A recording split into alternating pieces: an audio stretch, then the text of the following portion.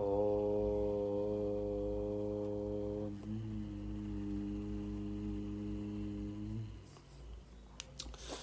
पूर्णमदः पूर्णमिदं पूर्णात् पूर्णमुदच्यते सहना भवतु सहनौ भुनक्तु सह वीर्यं करवावहै तेजस्विनावधीतमस्तु मा विद्विषावहै।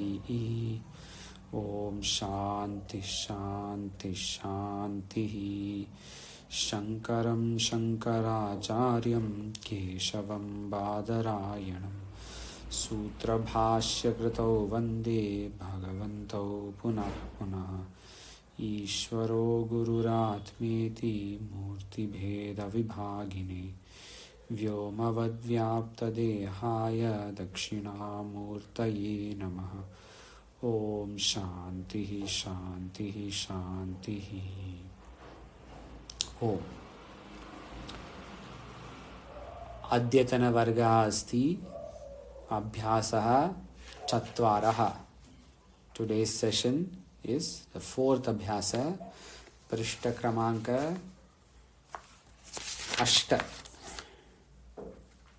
8 number 8 page number 8. Today we are going to try to see the entire fourth abhyasa because as we have been seeing in second, third, etc. the first session takes hardly 15 minutes for us to complete. So, and the second session takes about 20-25 minutes. So we may take more than 30 minutes today, but we will finish the fourth abhyasa together. Page number 8. No sanya shabdas are listed. Sanya shabdani na asti.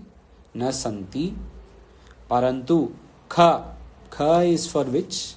क is for संज्ञा, ख is for क्रिया धातु. Correct, सम्यक समीचीनम् अस्ति. क्रिया धातु अद्यतन वर्गे in today's session कृ and अस्. कृ is karna, अस् is hona, to do and to be. These two shabdas, the kriya, the dhatu rupa of these two dhatus will be given. They are given below, but we will see that in about 1 minute or so. For ga is avyaya. What all avyaya shabdas are given? Itham is aise, tatha vaise, yatha jaise, katham kyo athava kaise. Also api भी, ये भी, अपि, न, नहीं, च और एव, ही. So 8 avyaya shabdas are given. All 8 will be used today in a few minutes in the abhyasas. Then for the first time appearance, gha. Gha, anybody remembers what it's supposed to be? Visheshan. Correct, Visheshan. Visheshan, adjective in translation. So what all Visheshans today are given? First 10 numbers are given. Ekaha, dvau, trayaha, chatvaraha, pancha, shat, sapta, ashta, nava, dasha. See, Ekaha alone has Visarga. Dvau, trayaha has Visarga, chatvaraha has Visarga. Then pancha, shat, sapta, ashta, nava, dasha, no Visarga. So later on when it comes in sentence, where there is requirement of Visarga should be added. If Sapta, 7 boys, that will become Sapta Balakaha, not Saptaha. But if there is 1 boy, it will become Ekaha Balakaha. So where there is requirement of Visarga, there we will add. Where there is not, we won't. Okay. Then they have given Kri Shabda Latlakara, Prathama Purusha, Madhyama Purusha and Uttama Purusha, Ekavachana, Dvivachana, Bahuvachana. So in today's Abhyasa, if there is Ekaha Balakaha, then Ekaha Balakaha Karoti. Ekaha Balakaha Asti. So that we have been doing already in all the sentence formation. This is how we do. Here very clearly they have given which form, what word. So Prathama Purusha Ekavachana will be karoti. So that person is doing something. Saha karoti or saha asti. Karoti kurutaha kurvanti for prathama purusha. Karoshi kuruthaha kurutha for madhyama purusha. Karomi kurvaha, kurmaha for Uttama Purusha. So avam, aham, avam. Avam will be kurvaha. kurvaha. Kurvaha. Samichinam. Kurvaha. So like that we have to map and give the answer. Madhyama Purusha will be second person. So you are doing something. That would be Tvam Karoshi. And he is doing something. Saha Karoti. Like this. Same is given for As Dhatu also. Asti Sa Sa. Asti Staha Santi. Asi Sthaha Stha. Asmi Swaha Smaha. So that end of all the words, as you can see, are very similar. We just have to understand what context each of them come in. Sanskrit में नीचे लिखा है page number 8 में, संस्कृत में संबोधन को लेकर 8 विभक्तियां कारक होती हैं. This we already know. उनके नाम, कारक नाम और चिन्ह ये हैं, इन्हें स्मरण कर लें. So what they are given here is name of each vibhakti that we know, we have been seeing every day. But here extra information is what is the karaka and what is the karaka chinha. So karaka meaning the purpose of it in other words, and karaka chinha where it is used. So in which sentence formation, in which context, which vibhakti will come. This is the one of the most important things when we read bhashya, tika, etc. While we say Ramasya pustakam asti, Ramasya is which vibhakti and what is the meaning? By understanding this, we will understand easy. So Ramasya is which vibhakti, which vachana?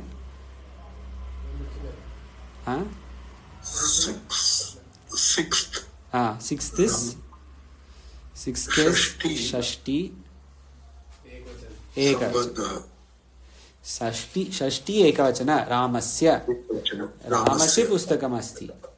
Ramasya Ramayoho Ramanam, if you remember, is Shashti, Ekavachana, Dvivachana, Bahuvachana. So here they have given Prathama, Dvitiya, Tritiya, Chaturthi, Panchami, Shashti, Saptami, Sambodhan. These 8 are given. Karaka, Prathama is Karta and Dvitiya is Karma. This much we have already seen. This is not new for us. Every day we have been saying Karta, Prathama is Karta, Dvitiya is Karma. Here Tritiya also. Tritiya Karana, Chaturthi Sampradhan, Panchami Apadan, Shashti Sambandha, Saptami Adhikarana, Sambodhana. What is the meaning really? So in Hindi they have given Karta ne. So Ram ne वैसे किया. If you want to say, then it will be Prathama Vibhakti. Ram को किसी ने वैसे किया, तो Ram will be in Dvitiya Vibhakti. Ram ne, Ram se, Ram ke द्वारा, by, with, through, all these words are for Tritiya Vibhakti. To and for, Ram के लिए, Chaturthi Vibhakti. Ram se, from Rama, or more than Rama, less than Rama, Panchami Vibhakti. Ramasya, Ram ka, Ram ke, Rama, Rama ki, there, his book, Ramasya Pustakam, Shashti Vibhakti, of, or apostrophe, S. Ram में, Ram पर, in Rama, Saptami Vibhakti. Hey Rama, calling somebody, calling Rama will be Sambodhana Vibhakti. So this has to be memorized at home whenever possible. We have to see, if I say Rama is older than Lakshmana, Ramaha Lakshmanat Jeshtaha. Lakshmanat is which Vibhakti? Compared to Panchami. Samichinam. Lakshmanat Jeshtaha. So he is older than, more than, comparison, than Lakshmana. Or I went to the forest because of Rama. Due to Rama, I went to the forest. Aham, or I go to the forest. Aham vanam gacchami. Because of Rama. How? Ramena. Because I am going because of Rama. Maybe Rama is there, so I am going. Or through the road, Margena. Through the road I am going to the forest. Margena aham vanam gacchami. Like that. So when we see in Bhashya Tika also, while we reading, immediately, because of practice, immediately we will be able to understand which Vibhakti, which word, what is the context. Okay. One niyama is given. Sanskrit में च का, च मतलब और, ऊपर लिखा है च came in अव्यय शब्द, च और का प्रयोग एक शब्द के बाद कीजिए. अर्थात हिंदी में जहां और लगता है, संस्कृत में च एक शब्द के बाद में लगेगा. यहाँ pay they have given example also. जैसे फल और फूल, फलम पुष्पम च, फलम च पुष्पम न अस्ति, फलम च पुष्पम अशुद्ध अस्ति, फलम पुष्पम च. So the cha comes after. Some places you will see palam cha pushpam cha. This is also correct, but not palam cha pushpam. Ramam, Ramaha, Lakshmanaha cha. They are both, but not Ramaha cha Lakshmana. Ramaha cha Lakshmana means you have to say Ramaha cha Lakshmanaha cha or Rama Lakshmana cha. Okay, so this is all there is in page number 8. Quite clear. This is why we wanted, I thought we can just combine 8 and 9 today into one abhyasa. But today we will also see the usage of kridhatu and asdhatu in the words on page 9, in the sentences on page 9, and what is the meaning of each vibhakti. That may not come so much today, but homework it is required. If we have to memorize. For Ram के लिए कौन C विभक्ति है? This we have to know. If I say Ram के लिए, that is which विभक्ति? चतुर्थी विभक्ति. Very immediate. In Bharata में which विभक्ति? Saptami. Immediate. It has to be that. So mind, if this is clear in the mind, then reading will be very easy of Bhashya, Tika, etc. Okay. अभ्यास है page number 9. उदाहरण वाक्य, अत्र एकः बालकः अस्ति.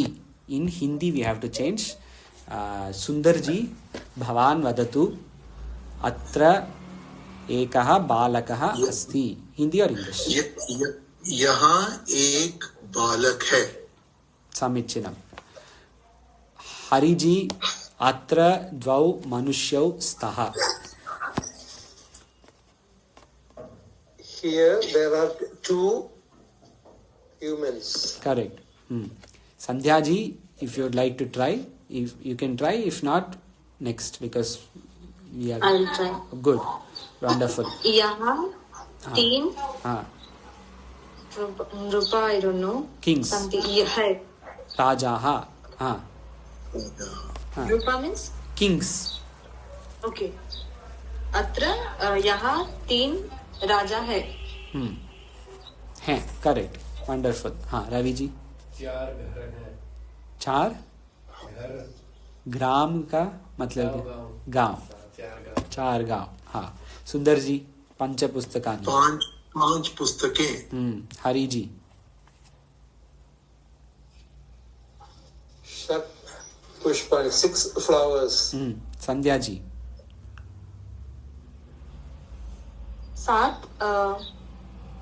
7 बालिक, boys, 7 boys. Girls. बालिकाः. बालिका. Okay. अष्टग्रहाणि. 8 घर. हाँ.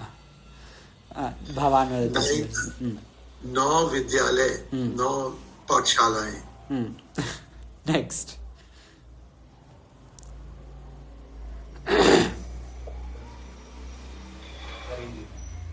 हरि जी बोलिए.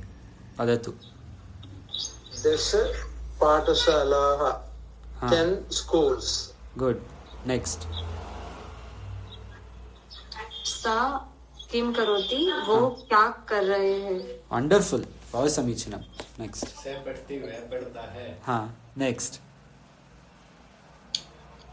तुम क्या कर रहे हो. समीचीनम. Next. Shall I say? Yes yes. Aham bhojanam karomi. हाँ. I am having my food. हाँ. I am doing. करोमी इस Doing. हाँ कर रहा हूँ. भोजन कर रहा हूँ. You can say I am having my food. Okay. Yes. भोजन कर रहे हैं. Translation is in colloquial, in real world use, your translation is correct. हाँ. संध्या जी, सः अपि अत्र एव पठति. हम यहाँ सः हम सब यहाँ पढ़ रहे हैं. यहाँ पढ़ रहे हैं, करेक्ट. सः क्या? सह इज दिस ओनली. वो, ही, वो ही. सः अपि. हाँ. सः के फर्स्ट अभ्यास. सह मीन्स he वह सह is वह वह so he Yes. third person. सः वह अपि अपि. वह सब Api came today. Abhi. This is difficult. So no problem. Everybody will find this difficult. Saha api yatra eva pathati. Will be. I'll only say. He also studies here वह itself. भी यहाँ पढ़ रहा है. यहाँ ही पढ़ रहा है. यहाँ ही पढ़ रहा है. See, everyone will find this But यहाँ difficult. he would be ever. Huh? No? यहाँ he would be ever, no? When you say api, isn't it only... So eva is also here in this. Yeah, eva is also there. Sorry. I missed that. So see, Apologies. this kind of sentence, this whole book is like that, you know. If we think we know this, it will tell us you don't know. Saha api atra eva patati. He also studies here itself. So Sandhya ji is back. Some connection issue. I was just saying, Saha api atra eva patati is he also studies here itself. So we have to be careful in this book. Little words are hidden everywhere. When we think we know, we don't know. So double, triple check. Saha api atra eva patati. He also studies here itself. वो भी इधर ही पढ़ता है. Okay. हाँ. वह है सः अस्ति. हाँ, बहुत समीचीनं. सुंदर जी वदतु. वे दोनों कहाँ है संस्कृत में? तौ तत्र स्तः. तौ. वे तौ तत्र is वहाँ. यहाँ पे कहाँ है ना? What is the your PDF says वहाँ? हाँ है no. The book. Sorry. Some disturbance, I can't hear. I didn't hear what you said. So please mute everyone. Please mute while not talking. The book say your PDF says वे दोनों कहाँ हैं और वे दोनों वहाँ हैं. वे दोनों वहाँ हैं. Okay, the question is वे दोनों कहाँ हैं, because there is a question mark. I think there is a printing error. वे दोनों कहाँ, आपके पुस्तक क्या लिखे हैं? वे दोनों दूसरे कहाँ है ना? हाँ, हरि जी, योर पुस्तक, your book says what? Your book says वे दोनों कहाँ हैं और वहाँ हैं. My book says ये वे दोनों कहाँ है. कहाँ है. So there is a problem with the PDF. Okay, वे दोनों कहाँ. PDF has no question mark. No question mark either. It's a statement. Okay. So you can say both if you like. वे दोनों वहाँ हैं. कैसे होगे? It's fine. So वे दोनों वहाँ हैं. I thought तौ तत्र स्तः. हाँ, तौ तत्र स्तः. Correct. And वे दोनों कहाँ हैं would be?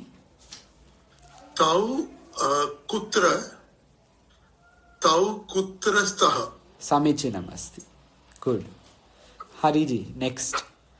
सब बालक यहाँ है.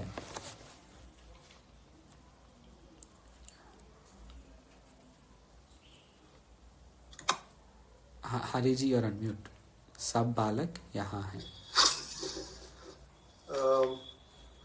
ते बालकाः अत्र अस्ति. समीचीनम्. अत्र अत्र सन्ति. अत्र सन्ति. अत्र सन्ति. हाँ. You can also say बालकाः. बालकाः अत्र सन्ति will also be correct in this context. Okay. तू कहाँ है? संध्या जी, तू कहाँ है?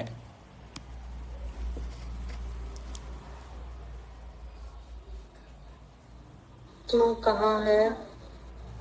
कुत्र हाँ अस्ति? हाँ, तू is what? First is You have to see the recording from second abhyasa. Tvam. okay. Tvam kutra त्वं कुत्र अस्ति? asi. त्वं कुत्र अस्ति? त्वम कुत्र asi. asi. तू कहाँ है? okay. त्वम कुत्र asi. हाँ जी, आवाम अत्र स्थः। क्या लिखा है इधर? तुम दोनों यहाँ हो। हाँ, तुम दोनों युवाम। युवाम युवाम अच्छा हाँ। बोल गया। युवाम अत्र स्थः। स्तः समीचीनम्। हाँ, सुंदर जी वदतु, तुम सब कहाँ हो?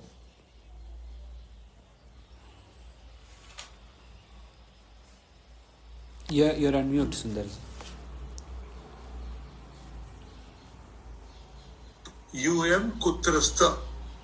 हाँ, समीचीनम्. नेक्स्ट. मैं बालक हूँ, हाँ. बालक हूँ, हाँ, बालक अस्मि, अहं बालक अस्मि, बालकः. बालकः अस्मि, सॉरी, अहं अहं बालकः अस्मि। गुड. हाँ, नेक्स्ट. ध्या जी, हम दोनों भी यहाँ ही हैं.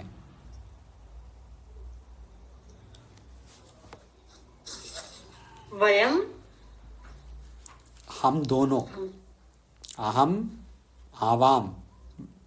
आवाम इस हम दोनों. आवाम हाँ, इत्र अस्ति, अत्र. अत्र अस्ति। अपि. आवाम भी है ना बीच में. हम Okay, दोनों भी भी. is अपि ना? हाँ, आवाम अपि अत्र अत्र हाँ, अस्मि स्मः. और यहाँ ही है ना, यहाँ हम दोनों भी यहाँ ही है. See each word separately as much as you can. So हम दोनों इस आवाम, भी अपि, Okay. यहाँ अत्र ही एव. once, can you repeat once? Yes. Sorry, I missed it. It's okay. आवाम अपि हम दोनों भी यहाँ ही है. See each word separately. When there is a long, little confusing line like this, always see separately. हम दोनों, आवाम, भी, अपि, यहाँ, अत्र, ही, अत्र एव, and हैं. Because it is हम दोनों, it will become अस्मि स्वः. So आवाम अपि अत्र एव स्वः. आवाम अपि अत्र एव स्वः. एव स्वः. Okay? No worries. If you listen to recording of second and third abhyasa, it will be very clear. वयम हाँ, वयम रवि जी. मनुष्यः हाँ. स्मः। वा- हम मनुष्य है। हाँ, वयं मनुष्याः. मनुष्याः हाँ, मनुष्याः स्मः. वही बताया ना आपने पहली बार भी. मनुष्य है। हाँ, अच्छा, मनुष्याः स्मः. समीचीनम्. हाँ, सुंदर जी, वह क्या करता? सः किं करोति? हाँ, समीचीनम्. सः किं करोति? हरि जी.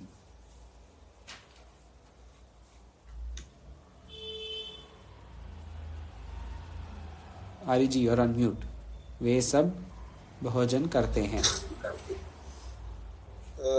वे सब, वे सहते, करेक्ट. हाँ, ते भोजन हाँ,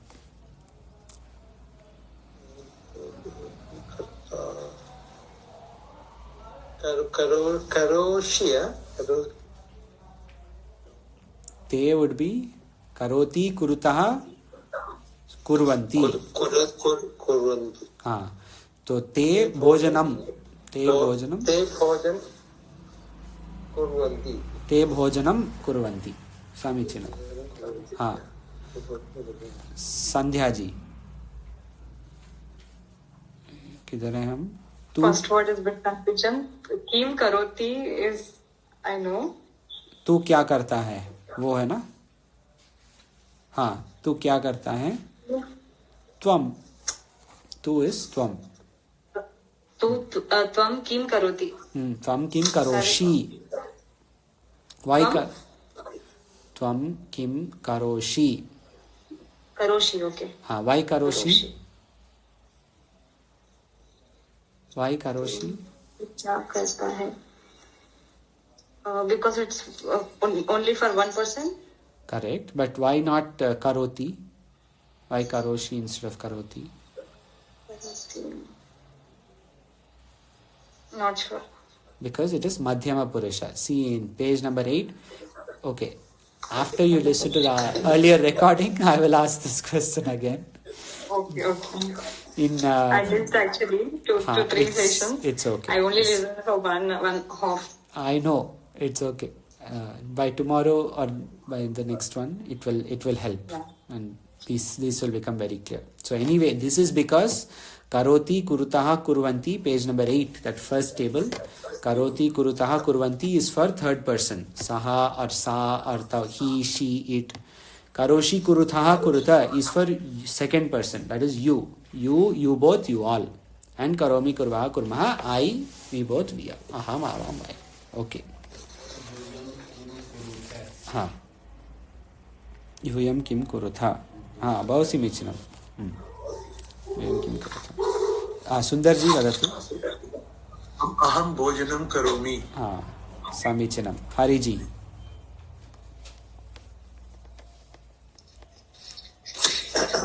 अहम भोजनम. उसके बाद हम राज्य करते हैं.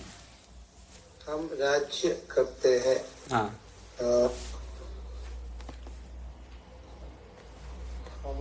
अहम राज्य is ruling. What is English Hindi for राज्य? संस्कृत राज्यम ही. हाँ. राज्य here. राज्य इति राज्य ही. संस्कृते अपि राज्यः. हाँ. हम राज्य ही. हाँ, राज्य. हाँ, राज्यम. राज्यम करोमि. करता है इस करोमि. Correct. Aham, but here hum is given, na? हम राज्य करते हैं. Correct? Oh, we all. Correct. हाँ. Okay. So it will be vayam. वयम राज्य कुर्वन्ति. Vayam rajyam कुर्वन्ति. kurvanti is te. Right? Kurvanti is prathama purush. हाँ. राज्यं कुर्मः. No, sorry. Kurmaha. Correct. Kurmaha. Vayam rajyam kurmaha. कुर्मः. Sandhya ji, would you like to try or try after listening to earlier recordings? I'll try later. Okay. So, Ravi ji. 16. 1 second, Sundari. Ravi ji. ईश्वर एक ही है. हाँ. See how Vedantic, wonderful. ईश्वर एक ही है. हाँ.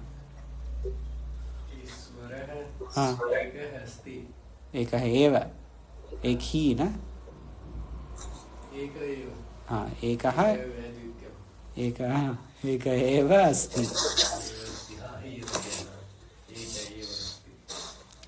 So the writer also seems Vedanti of this book. हाँ. दो सुंदर जी वदतु. दो बालक सुनते हैं. द्वौ बालकौ हाँ. पुष्पं हाँ. द्वौ गृहे.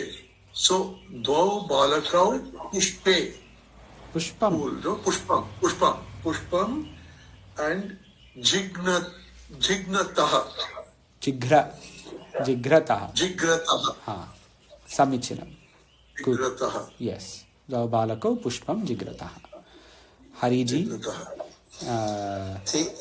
तीन आदमी खाना खाते. Always get खाना only. तीन आदमी खाना खाते हैं.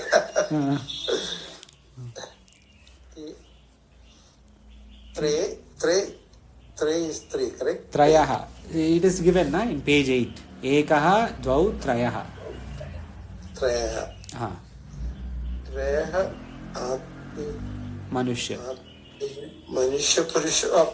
आत्मी Purusha is also okay. भोजनम Bhojanam. three is kurvanti. Bhojanam kurvanti. भोजनम भोजनानि Bhojanam. भोजन kurvanti, right? Kurvanti or khadanti. They are eating. खाते हैं will be खादन्ति. मनुष्याः.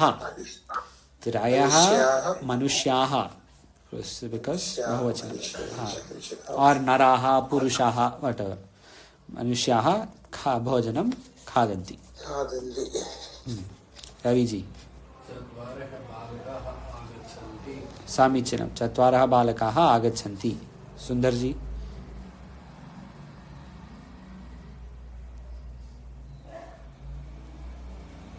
Pancha. Okay. So Pancha. So Pancha Pustakani. Pancha Pustaka. Pustakani. Yeah. Pancha Pustakani. Pushpani. Cha Atra Santi. Correct. पंच पुस्तकानि पंच पुष्पाणि. Not just पुष्पाणि. पंच पुष्पाणि. क्योंकि पांच तो दो बार आए हैं. पांच. Okay. Yeah. Correct. पंच पुस्तकानि पंच पुष्पाणि च अत्र सन्ति. समीचीनमस्ति. Very nice. हाँ. हरि जी. बालिकाएं इस प्रकार पढ़ रही है. छह बालिकाएं इस प्रकार पढ़ रही. 6 बालिकाएं इस प्रकार पढ़ रही है.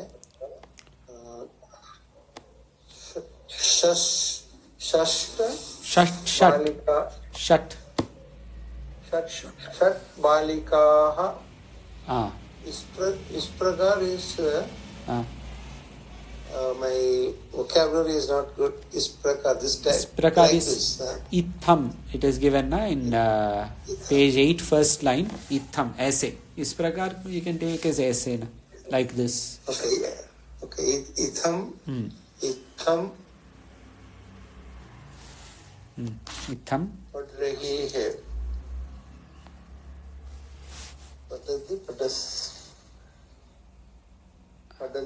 पाठन्ति. पठन्ति is correct. पठन्ति. So we say इत्थम प्रकारम. No, इत्थम. इस प्रकार से itself is वैसे ऐसे है ना. उस प्रकार से जा रहे हैं वैसे जा रहे हैं वैसे. So we don't say वे प्रकार से या वैसे प्रकार से. We don't say.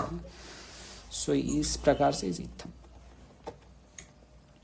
सप्त बालकाः अपि अत्र पठन्ति. समीचीनमस्ति. सुंदर जी. 8 पाठशालाएं यहाँ हैं.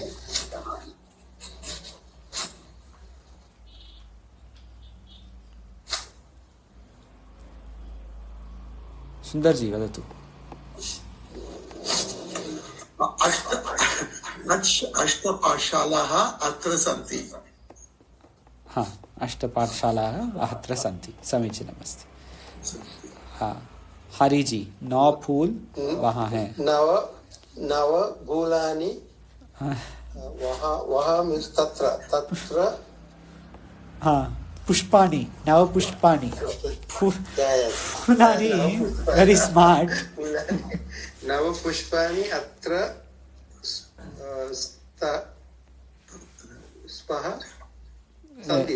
संति is correct. By why atra? वहाँ है लिखा है. वहाँ is there.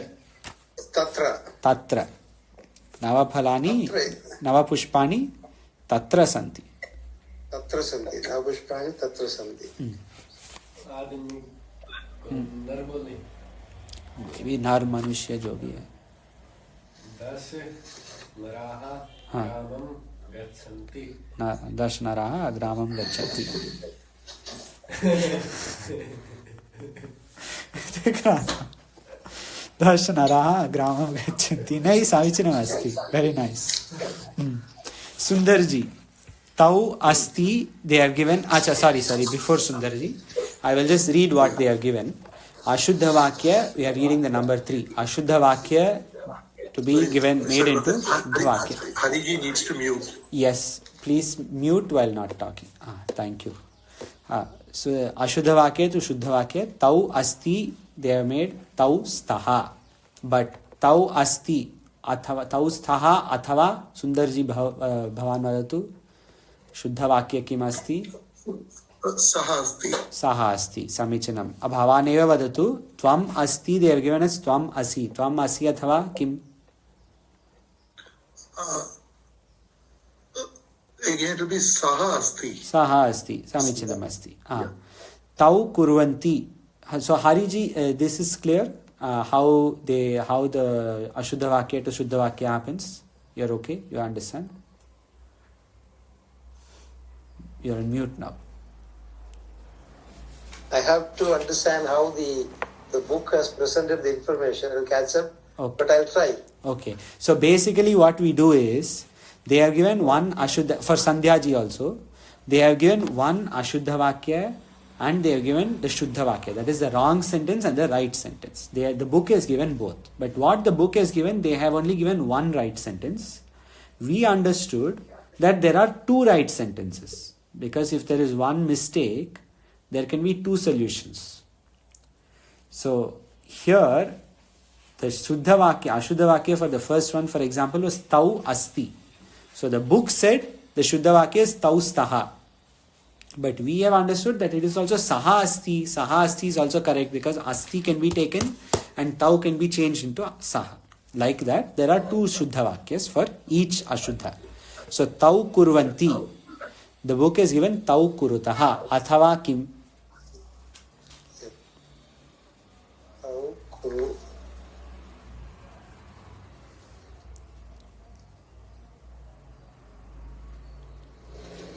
I will ask Raviji first. Raviji, vadatu. Tau kurvanti, tau kurutaha ekah shuddha vakya asti. अथवा सह करोति सह करो कुरुतः ते कुर्वन्ति समीचीनं वंडरफुल ते कुर्वन्ति अहं करोषि has become अहं करोमि अथवा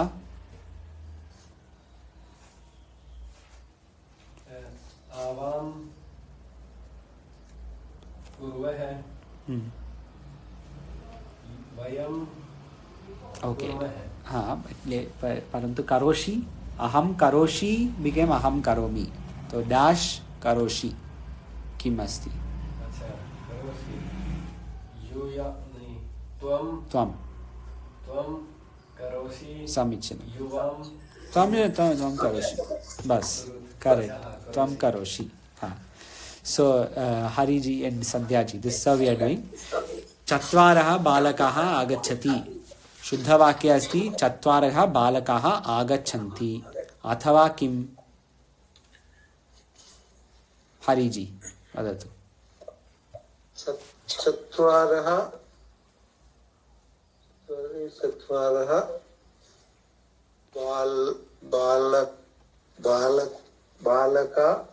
बालकाः but balakaha is singular, is it? No, balakaha is singular. Agachanti is agachatah. No, चत्वारः बालकाः आगच्छन्ति इति शुद्धवाक्यः. Okay. But the wrong sentence was चत्वारः बालकाः आगच्छति. So if you take बालकाः आगच्छति, what will be the right sentence? I'll give an example. Chattvaraha balakaha agachanti. This is one Shuddha Vakya. Another Shuddha Vakya will be Ekaha balakaha agachati. One boy is coming. Okay. Is it clear? See, first we took the Chattvaraha balakaha. The book has taken Chattvaraha balakaha and changed agachati. But we keep agachati and we change Chattvaraha balakaha. We do one step extra. We say Ekaha balakaha agachati. Balakaha agachanti. Ekaha balaka agachati. Agachati. Okay. One more example is there. Pancha pustakani cha pushpani. Here there is no two examples, only one Shuddha Vakya is possible. Pancha pustakani pushpani cha. Atha. इसलिए मैं दूसरा नहीं बनता दौ बालकौ आगच्छतः हाँ, but लेकिन वो एग्जाम अशुद्ध वाक्य है, चत्वारः बालकाः आगच्छन्ति, तो उसमें तो द्वौ नहीं है, द्वौ बालका नहीं है और आगच्छत भी नहीं है. सही है but not relevant. Okay, today we have already gone a little above time, but I hope everyone can stay for 5 more minutes and we'll finish this page. Shuddha karo, tau santi. ते सन्ति. हाँ, ते santi. अथवा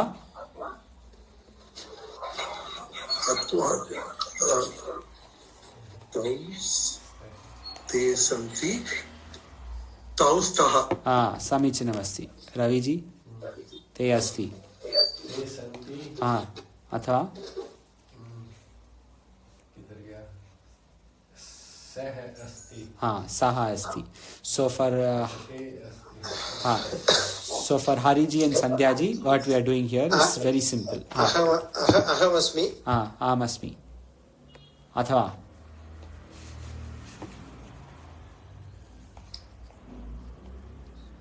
अथवा द्वितीय शुद्ध वाक्य त्वम् असि. त्वम् असि. सः अस्ति. Why?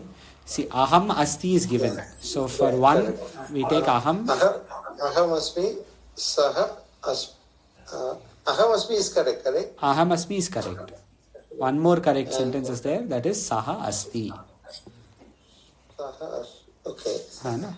Yes. Aham asmi. Either you take aham and change asti, or you take asti and change aham. So if we take aham, it becomes asmi. If we take asti, it becomes saha. Okay. Tvam asmi. So tvam asmi. अहम अस्मि, all one way of looking at it. Otherwise, Tvam kim.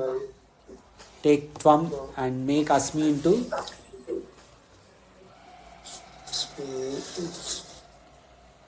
stha. asi. Asi. Why asi? Madhyama purusha ekavachana. Okay. That is tvam. Right? Okay. Given in page 8. Sundarji vadatu. Te karoti. ते कुर्वन्ति हाँ. and सः करोति. समीचीनमस्ति. त्वं भवानेव वदतु. त्वं करोति. तो सः करोति. हाँ. त्वं करोसि. करोषि. करोषि. करोषि. करोषि. गुड. हाँ, रवि जी वदतु. वयं कुर्मः. हाँ. और अहं करोमि. समीचीनं. वयं करोमि, वयं कुर्मः अथवा अहं करोमि. अभ्यास 1 से 10 तक की गिनती के 10 वाक्य बनाओ. तो एक एक करेंगे हम. सुंदर जी वदतु.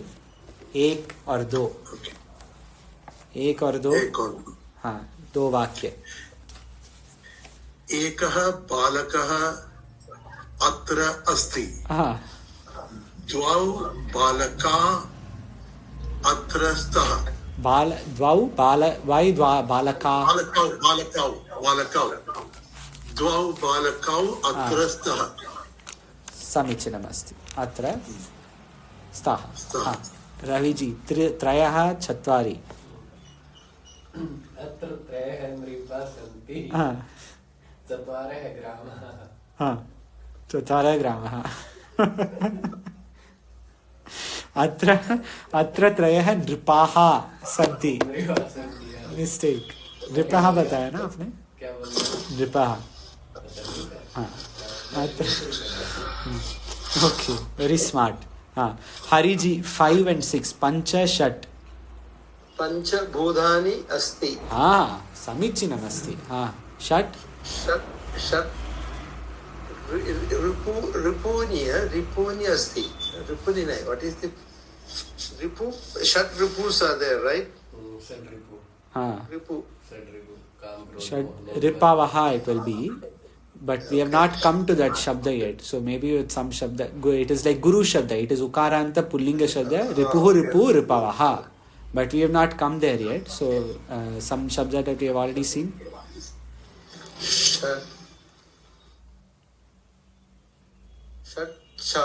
छात्राः अस्ति. बहु समीचीनम् अस्ति. संध्या जी सप्त अष्ट. सप्त पुष्पाणि. हाँ. पुष्पाणि. सप्त पुष्पाणि. हाँ सप्त पुष्पाणि. हाँ अथवा अष्ट. अष्ट. हाँ अष्ट पुष्पाणि. अष्ट. सप्त पुष्पाणि सन्ति. अष्ट पुष्पाणि सन्ति.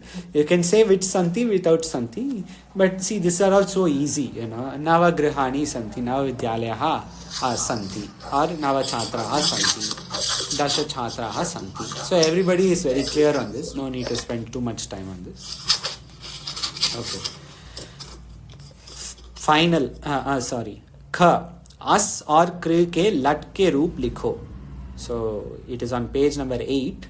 This has to be homework. So it is a very good idea to understand how as and kr decline, as well as each vibhakti and what is the meaning of each vibhakti, karaka and chinha. Third, vibhakti or karakon ke naam tatha unke chinhi badao. The same thing they have given. So both these ka and ga, good homework practice. Final abhyasa. Rikt sthan baro.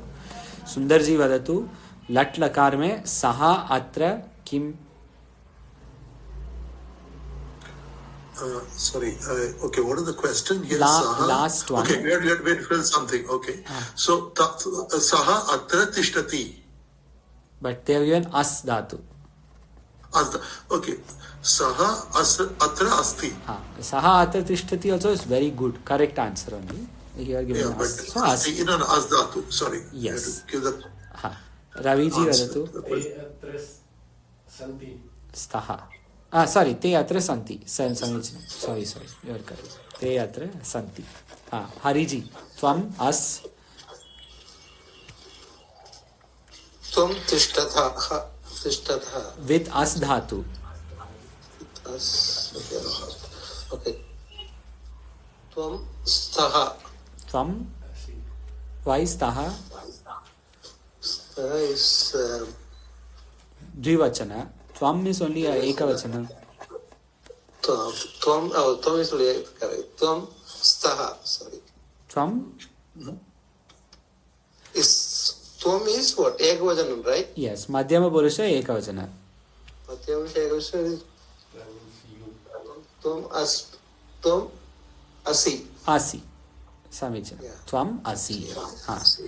Sandhya ji. Aham.